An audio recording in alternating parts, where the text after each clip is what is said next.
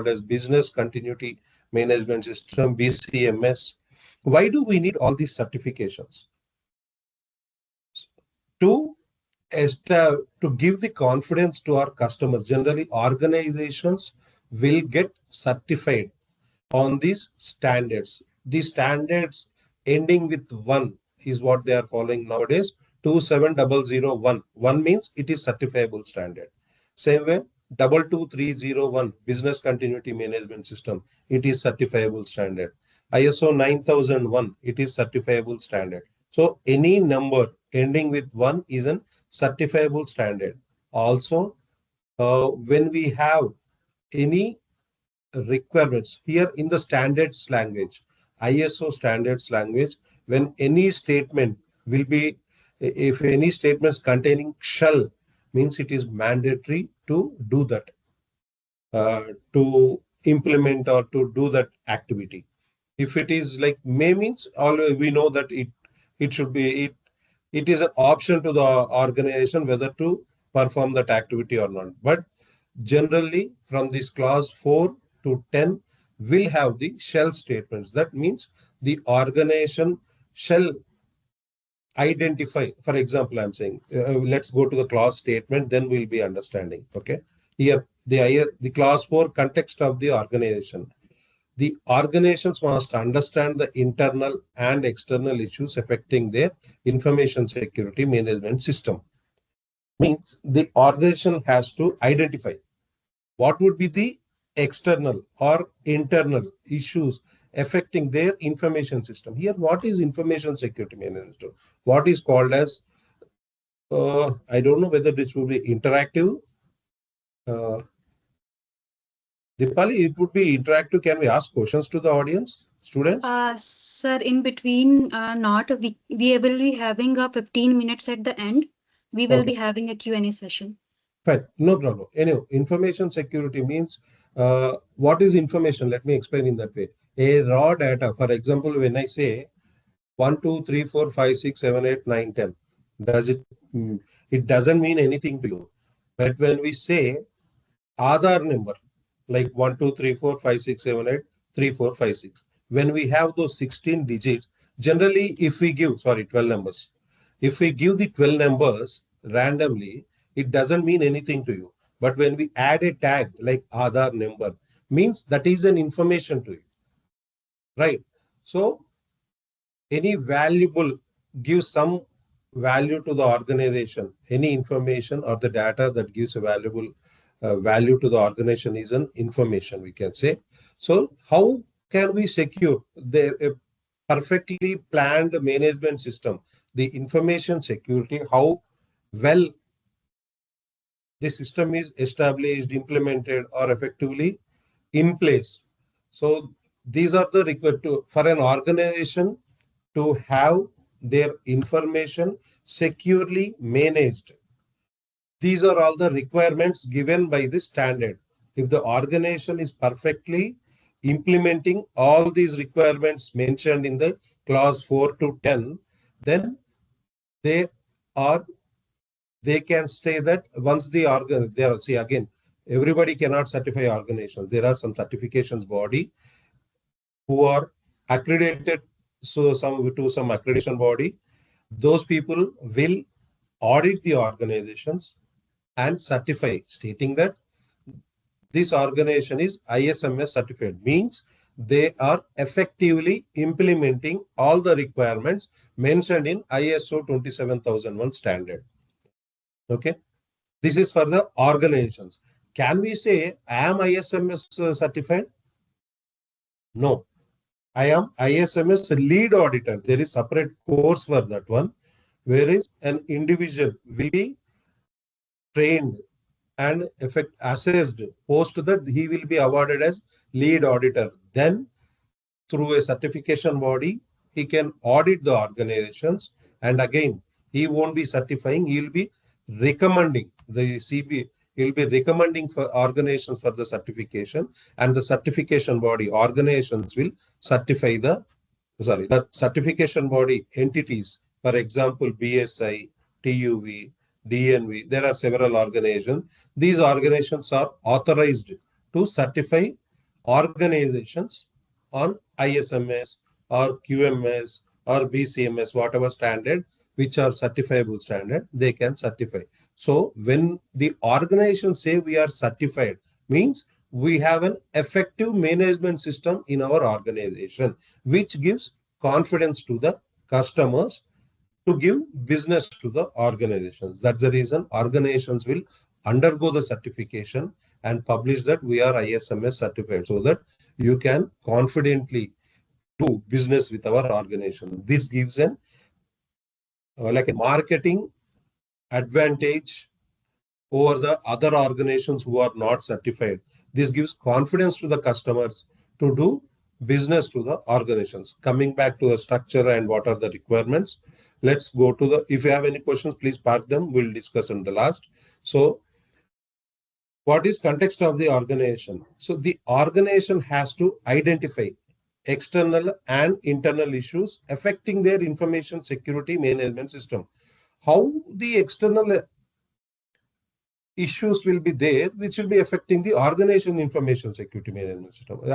To be briefly, I will refer as ISMS. Okay, how an internal or external factors will affect our ISMS, in the sense, when we say again information, I'll take a step back and say what all the things should be considered for information security.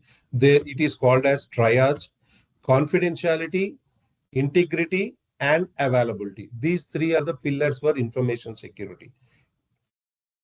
Again, in the latest, again, they have added authenticity, repeatability. That's fine. But as of now, let us stick to the confidentiality, integrity, availability.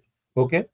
Any of these factor impacting, or any of this area impacting, will affect the organization information security, ISMS, in the sense confidentiality.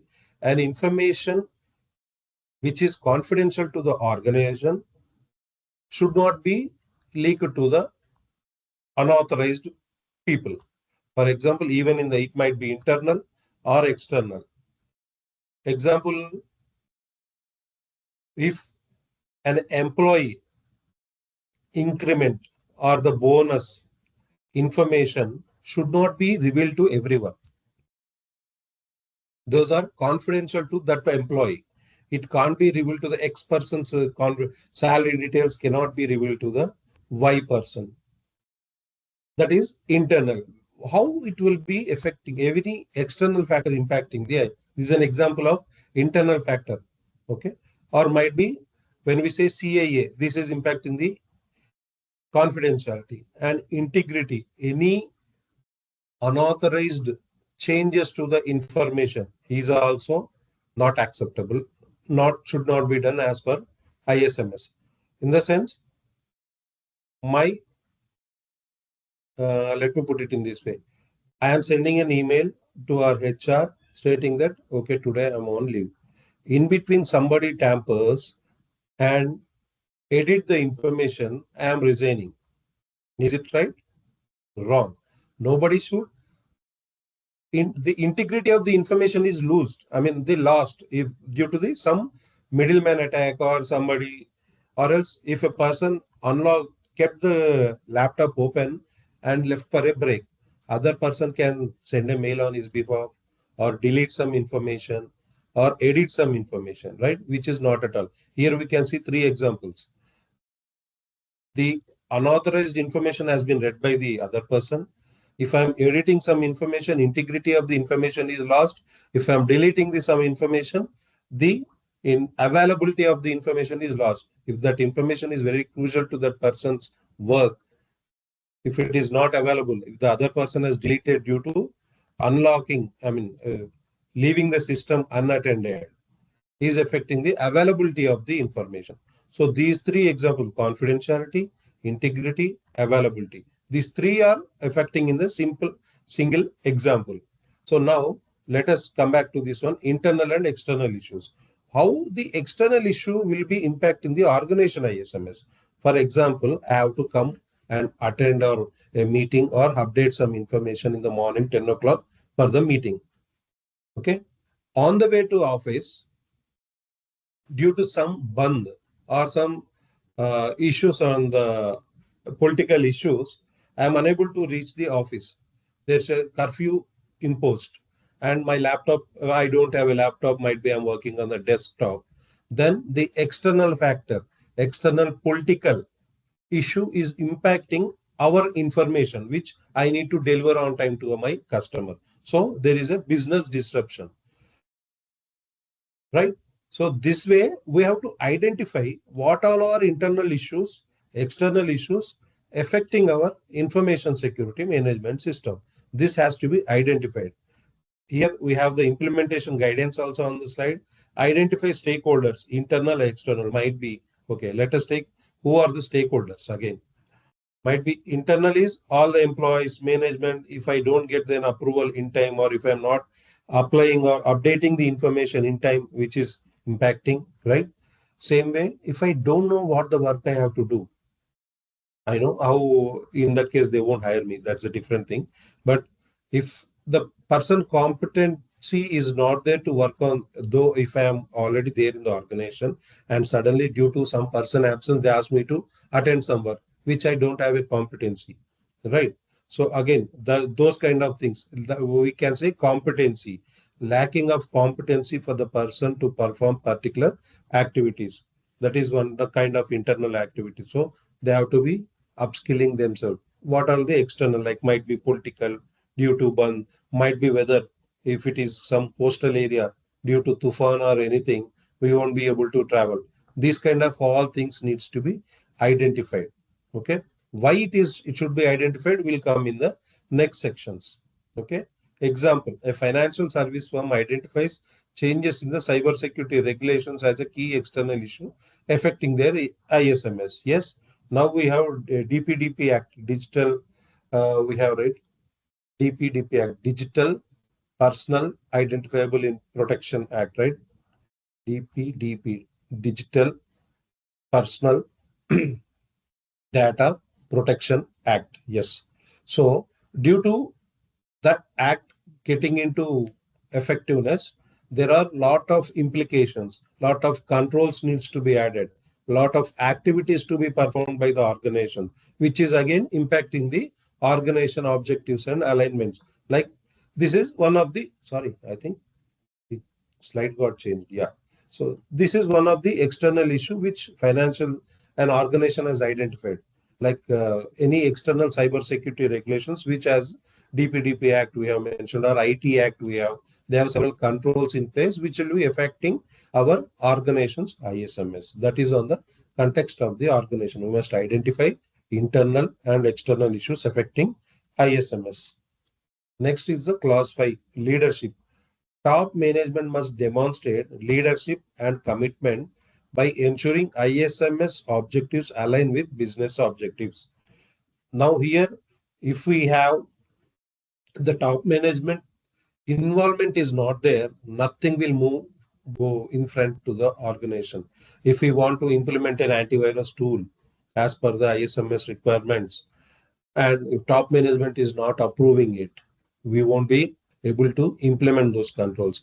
Every step, top management involvement is mandated, and the ISMS objectives, which they have defined as ISMS objectives, must be aligning with the business strategies, which will be decided by the leadership. For example, establish an ISMS policy. What is our organization's ISMS policy? It has to be defined and communicated. They have to define roles and responsibilities. Who will be responsible for driving the ISMS? Who will be responsibility for hiring the competent resources? This kind of uh, drive has to be done from the top-down approach should be there. For example, we can see here the CEO of tech company holds quarterly meetings to discuss ISMS objectives and ensure alignment with the company goals. And in this case, for example, if the company goal is to complete the ISMS certification within 1 year, and it has to implement all the requirements, controls required, he can't say like today I will say, okay, go and implement ISMS, and going further I won't do any action. I mean, it might be if the leadership is not involving, and end of the day we have passed 1 year, and where is our certificate? It won't be like that. He has to keep on monitoring what all the activities are going on, how it is being progressed. All these things has to be observed. So that's the reason here to monitor. He holds a quarterly meetings to discuss where have we reached, where we are supposed to be there. Some review meetings has to be done to ensure that whatever has been committed has to is it in progress as per the defined timelines or not. So leadership commitment has to be aligned with the business strategies. Next is planning. Here comes the main part, like organization needs to identify risks, opportunities, and establish ISMS objectives aligned with the risk treatment plans. Here, guys, the organization should identify risks. What are the risks? What is the risk? And a statement like a definition kind of thing, uncertainty of an event. For example, let us put in a daily example. We all do risk assessments in a regular life. Everybody will be, for example, I'll say we are traveling from our home to office, right? So if we have any meeting at 9 a.m. tomorrow morning, definitely we'll be planning what time we have to get up, what time we have to start from office, sorry, from home, and what time we need to reach the office to attend the meeting. We'll definitely do these three activities, irrespective whether we put it on the paper or not. In the mind, we'll think, okay, today morning I have to get up 6 o'clock, I have to do blah blah blah, and I have to start at 7 o'clock. If our office, I mean, if the time of travel from home to office is like 1 hour, we'll definitely plan to start around 7 o'clock, right? So assume if we have any disruption during the travel, definitely we won't be able to reach the office in time. So that is the risk. What happens if we won't reach the office in time? Definitely the planned activities, whatever meetings will be there, we won't be able to attend. Whatever we need to deliver in the time, we won't be able to deliver. So there will be several risks pertaining to those due to that activity, like not reaching the office in time. So this is a general risk we do, right? This is a huge topic, team. That's the reason I'm spending some time here. Assume that if we are planning, okay, everybody will like to travel to Goa tours, right?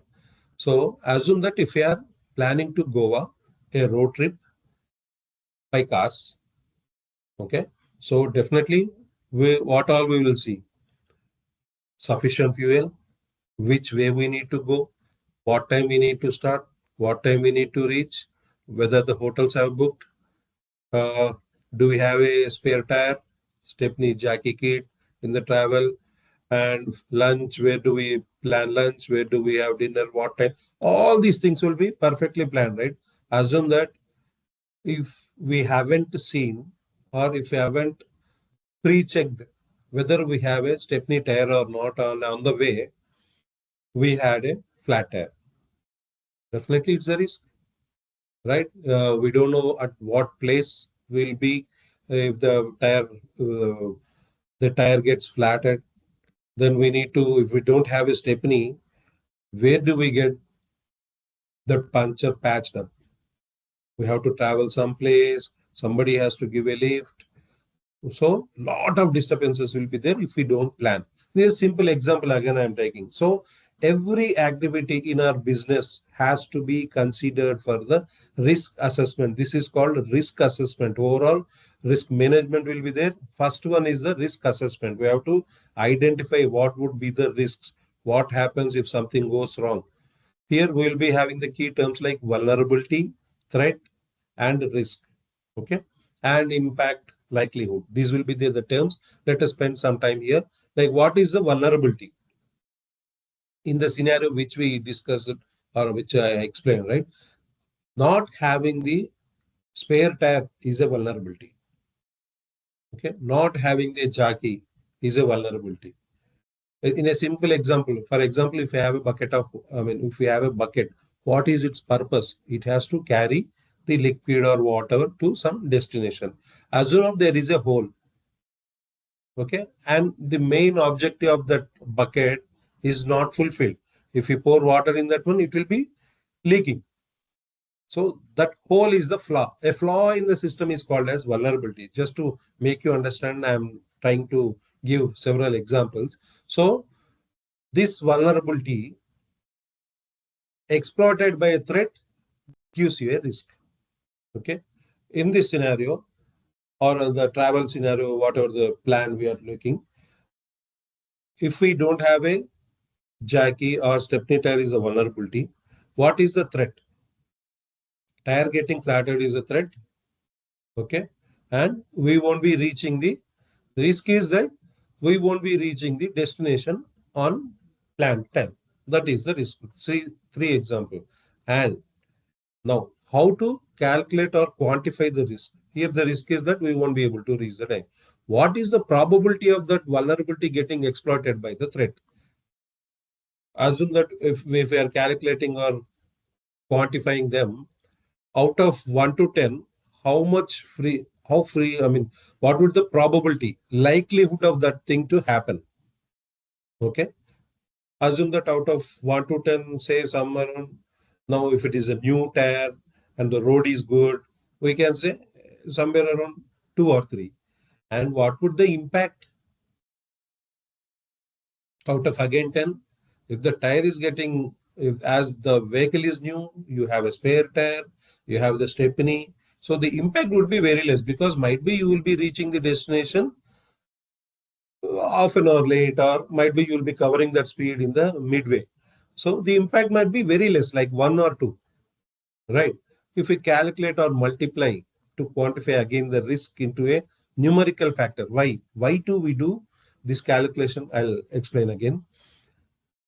If we calculate, if you multiply impact into probability, okay? Impact is like whatever we said, like 1, and the probability of even the flat ironing also 1, it is coming very less amount. So here will be the organizations will be, in general example, the organizations will be defining the risk threshold, like what would be till what level I can accept the risk for the organization and what level I'll be treating the risks.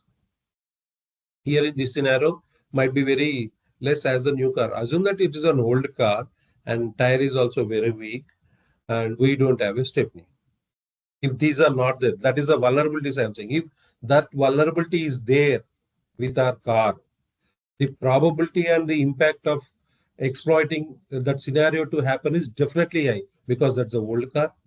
Okay. And the tire is very already, what we say, used along. So the grip is also very low. Might be the chances of getting punctured is very high. Might be out of 10, 8, right? And if that is getting there, and if you even don't have the compensating control like the step jacky or anything, the impact would be very high. Assume that if jacky is there, even if it is punctured, we'll be patching it up. But as the tire is very old, again you might get a chance to get the puncture, right? In the meantime, we need to get the already punctured tire to be patched up. So these are the scenarios we need to consider and do the risk assessment. Again, then we'll be implementing a control when we know the vulnerability, when we know if that is exploited, what would be the threat, when we know what is the risk, we'll be definitely acting upon. If that is the frequency is very high, if the impact is very high, we will definitely implement some controls to reduce the level of risk to get low, which can be accepted by us. So now here, when we know that the tire is very old, assume that we have already compensated that one with the new tire. Obviously, the risk is mitigated. It won't get punctured so soon. So that is an action we have taken. Risk treatment when we have the or else on the way when we notice that when we identified the vulnerability, the tire is very flat and already used. On the way we might be replacing the tire. We will be getting the new tire fixed to the vehicle and we'll start traveling. So that is the risk treatment. We identified the risk that the punctures will be frequently happening, which will be disturbing our travel time.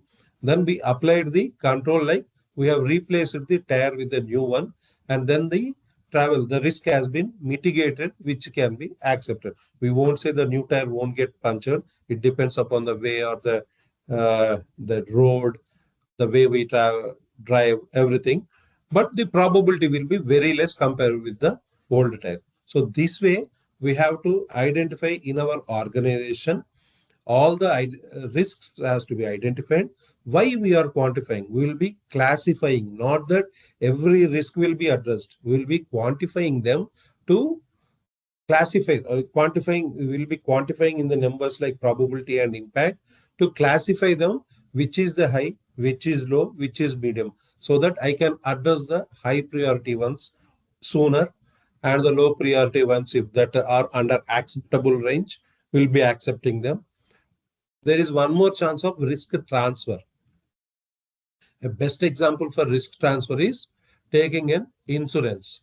Here, if something happens on any product or even our health, we are transferring the risk of our, uh, for example, if the life insurance, if we consider, right, we are transferring the risk to the third party so that the risk can be mitigated. That is called risk transfer. Any insurance kind of thing, even the cyber security IT organizations will take cyber insurance. Why? Because if at all any ransomware attack or anything happens, any data breach, the insurance can be claimed. That is a risk transfer kind of thing.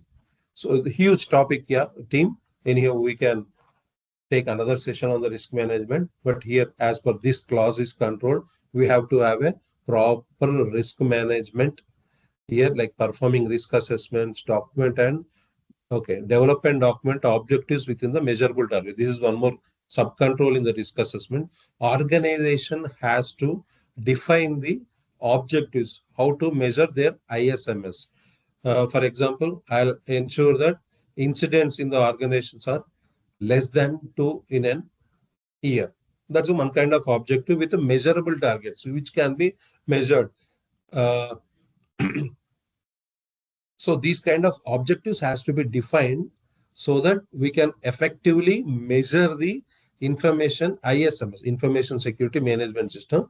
We can measure the ISMS so that we'll know whether we are in good position or not. Assume that we one more objective sample example, I can say all 99% of my assets will be tracked in the assessment in my asset tracker. 1% is what you are accepting the risk that it's okay. Even if I don't do 100%, if I am having 99% of assets are covered in my asset register, that is okay, fine. And how frequently you do the internal audits, these kind of things we can put in the, which can be measurable. It should be clearly measurable. Targets should be there. For the, we can't say simply stating that uh, I will do incident management. Okay, you do incident management. What is the objective here? Doing an incident management is not objective. It is one of the control in the ISMS. Okay, I'll ensure that incidents, information security incidents are less than one. Okay, this is a measurable. So whether you met the target or not, it can be measured. Okay, same. So see the example: a healthcare organization set a goal to reduce the risk of data breaches by 15% within 12 months. Might be their organization data breaches are more in the last year or the previous year, then they are putting a target that they will decrease between by 15% within the 12 months through enhancing the security. This is a measurable target. So they can measure what would be the data, how many data breaches have been occurred in the last 12 months, whether those are below 15% or not, or compared to last year, whether they have decreased to 15% or not, or they are above 15%, they will measure. What if they won't meet the target? Again, they will do a risk, they will do a root cause analysis, why it is not meeting. They will understand. They will do the analysis of the data and they will see, again, they will revisit the targets. Then they will say, see, I can say, uh, and again, it should not be like 99% incidents are acceptable. Okay, this is also measurable. Definitely 1% of the 1% you are saying, this is the reverse. You have to notice this one. I am accepting 99 incidents in a year, less than 100. Can be it be acceptable? No, that means you are not performing well. The incident should be very less. Information security or the data breaches are, if you are saying I'll keep the data breaches less than 100 in a year, means you are losing data. I mean, your security controls are not in place. That's the reason your data breaches are happening. And if you are saying 100 in a year, means very huge number. That is not at all acceptable. unless you are getting some thousands in a year. Even then, you have to put the controls and reduce them. Might be that is the case if they are getting 1,000, you are getting them below 15% or reducing 15% might be the scenarios. But generally, that should not be the case. It should be measurable, achievable targets. Again, you can't say I will be 100% compliant with the what do you say? I will say the 100% systems will be antivirus and there won't be any quarantine systems. Can't be, no? There will be some the antivirus tool itself will catch some signatures, it will identify, it will quarantine some quarantine some systems. Means that is achievable. We can't say you can't be set the targets which are not achievable at all. It has to be measurable, make some sense, and put an achievable targets to the organization. Coming to the support, all this is fine. What about the required resources? Do you have the sufficient competencies? Do you have the awareness? And do you have the documentation policies, procedures? All these things will be coming from the support. Like you should have the sufficient resources. They have should be sufficient training for them. Awareness trainings has to be there. Okay. And what are your communication channels? How you communicate, who will be able to communicate, who should be communicating, what type of scenario you will be communicating. All these will be coming. The organization must ensure sufficient resources are available and personnel are competent regarding the ISMS process. Means there should be sufficient resources to implement effective ISMS in your organization. Implementation guidance is like conduct a training on ISMS policies and procedures. See, I define a password policy stating that the employee's password policy should be like 6 characters, and it should not. There is no need for having the complex like special characters, combination of numbers, special characters, and the alphabets is not needed. That is not an effective password, right? If unknown, that is non-competent person will be doing those activities. If I'm a perfect IT professional, I know what our organization password policies are. I should be aware of what are our password policies. Without knowing the policies, procedures, I won't be able to achieve them, right? So that's the reason the training on our defined organization policies and procedures is mandate, and ensure those are communicated to all our employees, contractors, vendors, because they need to adhere to all those policies. And an example is an IT service company provides annual ISMS training to all the employees to ensure compliance with the security protocols. Like we have a strong password. Password should not be revealed to anyone. And if I don't know the password, somebody comes and asks password, will you give?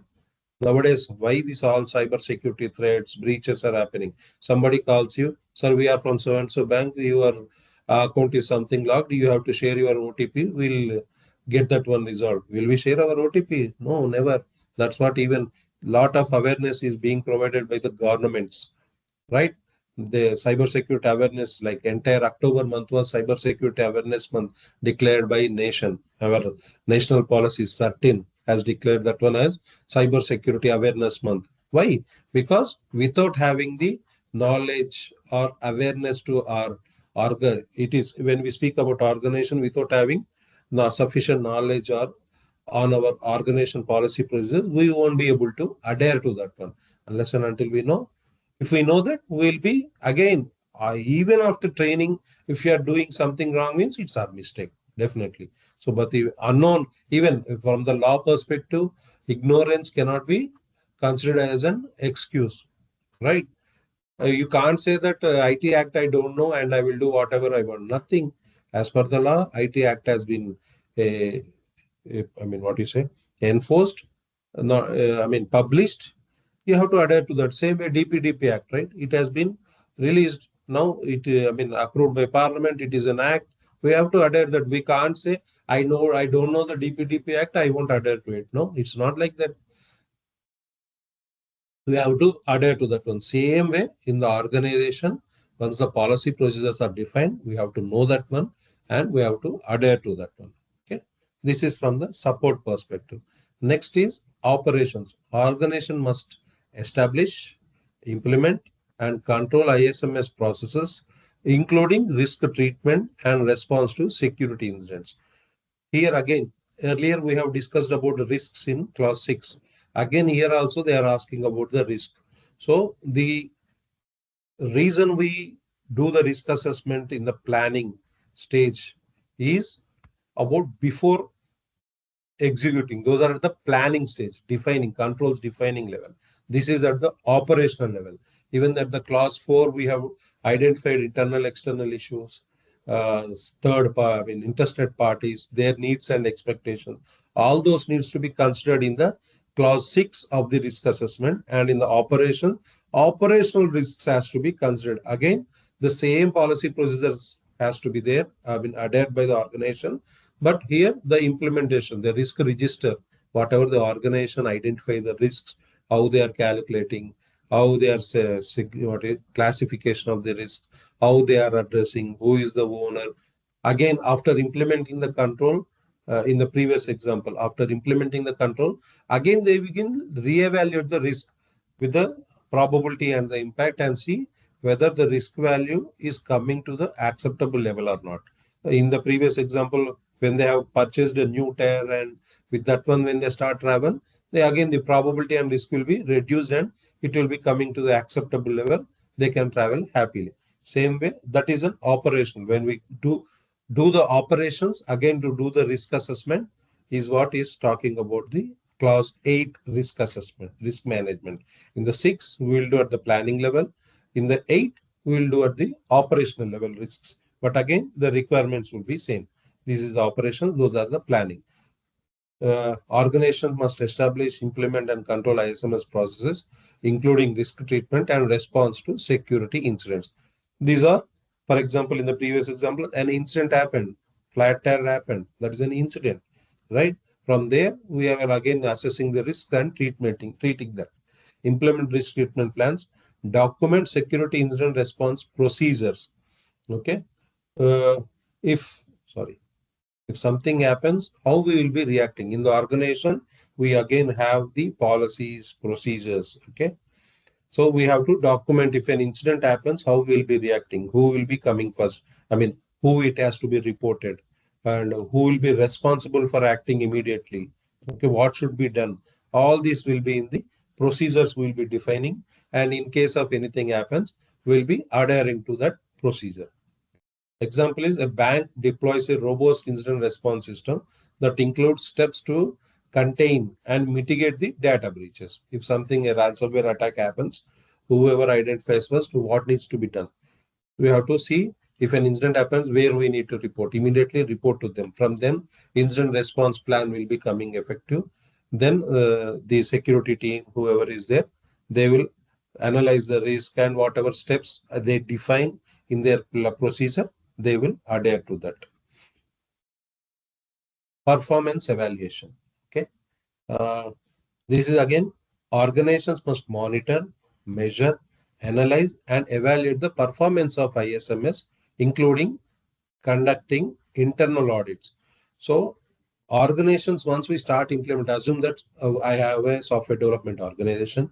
I decided that I will go for ISMS certification, and I'll call my team. Okay, team, now from today we are starting ISMS implementation, and we need to complete the certification within 1 year, right? So uh, in the part of implementation, as I said, the team will be defined the roles, who will be acting as a leader, who will be implementing, who will be defining everything. I will be defining the roles and responsibilities. They'd start implementing. Will I leave it like that after 1 year? I'll say, where is our certificate? No. In between, we will review. As a part of the review, these internal audits will be conducted. Once we say general practice, in the practical example, I'm saying, we will be making a list of requirements as per ISMS. Okay. And we will see in the organization what all are there, what all are not there. Okay. We'll assess our as is process will be assessed as per the requirement checklist. And we will tick it out, whichever are there, whichever are not there. We'll identify the delta or a gap. We'll identify the gap, and we will, on those controls, we'll again implement everything and say, Okay, we are done. But here the one of the mandate requirement is conducting internal audits. So again, after everything is implemented, as per defined again, policy procedures will be discrete. The internal audit policy we will define whether we want to do internal audit every 6 months or 1 year or quarterly. We will define that one, and as per that frequency, the team will perform an internal audit based on all the requirements and identify the gaps again. And upon that, they will document and act, implement the controls, and they will remediate it. This is the internal audits, one of the requirement, major requirement from the ISMS clause 9. As an ISMS requirements, clause 9, we have to perform the internal audits as per the defined frequency of the organization. Standard does not say what would be the frequency. It is organization's discretion whether they want to do it annually, half yearly, or quarterly. It's up to them. So here, establish the metrics for ISMS performance, perform regular internal audits of the ISMS. Example is a telecom company conducts quarterly ISMS audits and analyzes incident trends to improve the security measure. So whatever gaps have been identified, they'll remediate them, they will treat them and say, again, these are closed. Once this internal audit is done, there is again one more requirement is there, MRM, management review meeting. Once these internal audits, all the controls have been done, the management will perform a review meeting. They will see where we are, what we are supposed to be there, where we are, and they will give some directions to the teams to do so and so activities. That is one of the requirement in this clause 9. MRM, internal audit, management review meeting are two requirements in the clause 9. Improvement. So once we identify these gaps, we will remediate, right? Again, as an improvement, entire standard speaks about continual improvement. So organization needs to continuously improve the ISMS by addressing non-conformities and making necessary changes. As I said, in the internal audit, we will identify some gaps, right, which are non-conformities, we will say. On that one, they will implement some controls and say, okay, these are remediated. How effective we can improve? They have to think that, okay, this is not there, let us put this there. No, the best way to enhance the effectiveness of the controls or the requirements they will see, and they will implement it. Sorry, I missed one requirement in the risk assessment. Clause 6.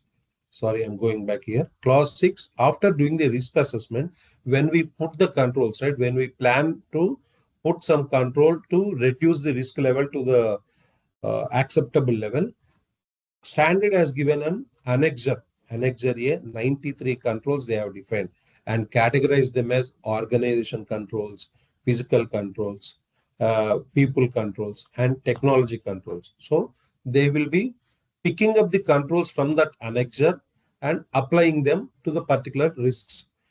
They will, out of that annexure, one more requirement in the clause 6 is statement of applicability. Not that every organization, all the controls will be applicable. No, based on the risk assessment of the organization, they will pick the control and they will apply it. During that process, they will define a statement of applicability, which means whatever control out of annexure 93 controls, they will say this control is applicable to us, this control is not applicable to us. And they will have to provide the justification why we are including it, why we are not including it. And we also have in the SOA whether it has been implemented, in progress, or if it is not applicable, no point of whether implemented or not implemented, we can say not applicable. But for all the controls, we have to provide the applicability, non-applicability, and justification over there. So again, this is one of the requirement in planning. Coming back to the continual improvement. So all this one, for effective implementation of the controls, we have to do a we have to assess and enhance the control effectiveness. Example is a software company revisits its ISMS after identifying the critical vulnerability during an internal audit.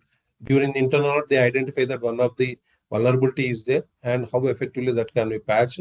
They will see and they will keep a track of all improvement activities. As I said, these are, I think the time is up. But anyhow, I'll just complete this. These are the four categories of controls I said. And organization controls, we have 37 controls. People's control, we have 8 controls.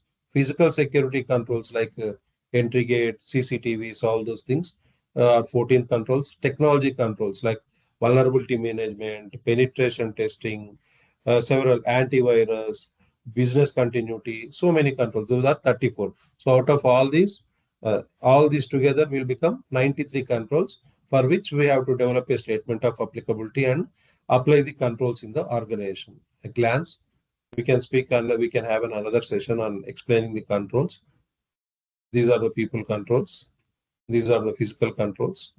And these are the technical controls, 34 controls. I stop it here and forum is open for the Q&A session. Yes, thank you so much for the wonderful session. We will now take a few questions from the audience. Please share your question in Q&A session or raise your hand and I will unmute you.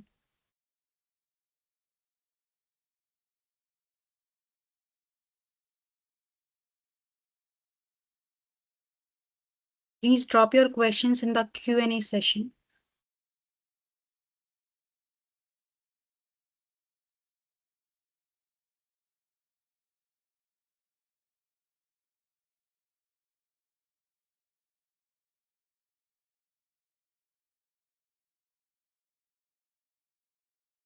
Okay.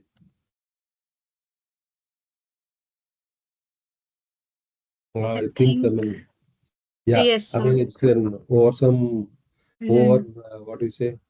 In a cricket language, might be bouncers to every people, every member in the forum. If Yes, they are yes. already in the industry, might be they would have Mhm. understood something. If they are students, I'm sorry, guys, this is very new concept. I mean, might be new to you people. So pardon me for that one. But yeah, as the session they mentioned ISMS 27001, I thought I'll cover the standard now. So I'm sure later in your career, you will be definitely looking and coming across the standard. Anytime you can have my phone number and you can approach me regarding any of the ISO standard. I'll definitely support and I'll guide you people. Yes, sir. Thank you so much, sir. Thank you so much for today's session. Thank Thank you you. all. We will Thank you be, guys. All the best. Thank you. Can I leave or? yes, sir. We will be having next session at 7:15. So see you there. Thank you, sir. Thank you for the Thank session. you.